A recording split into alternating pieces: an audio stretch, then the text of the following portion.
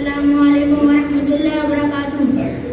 نحمده ونصلي على رسول الكريم اما بعد اعوذ باللہ من الشیطان الرجیم بسم اللہ الرحمن الرحیم.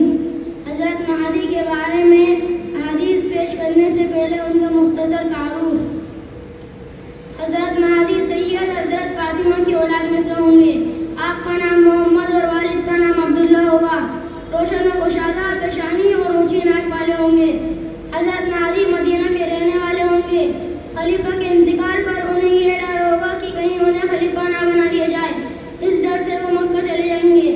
مکہ مکرمہ میں حجر اسود و مقام ابراہیم کے درمیان خانہ کعبہ کا طواف کرتے ہوں گے کہ مسلمانوں کی برگزیدہ اور صالحین کی ایک جماعت آپ کو پہچان لے گی اور آپ کے نہ چاہنے کے باوجود اصرار کر خلافت پر بیعت کرے گی. یہ خبر جب اسلامی دنیا میں پھیلے گی تو خراسان سے ایک لشکر آپ کی مدد کے لیے آئے گا اور دوسرا سفیانی لشکر حضرت مہدی کے مقابلے کے لیے آئے گا جو مکہ و مدینہ کے درمیان مقام بیدا میں زمین میں دھسا دیا جائے گا. یہ حال سن کر عیسائی بھی چاروں طرف سے اپنی فوجوں کو لے کر حضرت مہدی کے مقابلے کے لیے کثیر تعداد میں جمع ہوں گے اور حضرت مہدی کے ساتھ پوری جنگ ہوگی. آخر میں امام مہدی کو فتح مبین حاصل ہوگی اور آپ زمین کو عدل انصاف سے اس طرح بھر دیں گے جس طرح آپ کے ظہور سے پہلے زمین ظلم سے بھری ہوئی تھی اور آپ 7 سال تک حکومت کریں گے.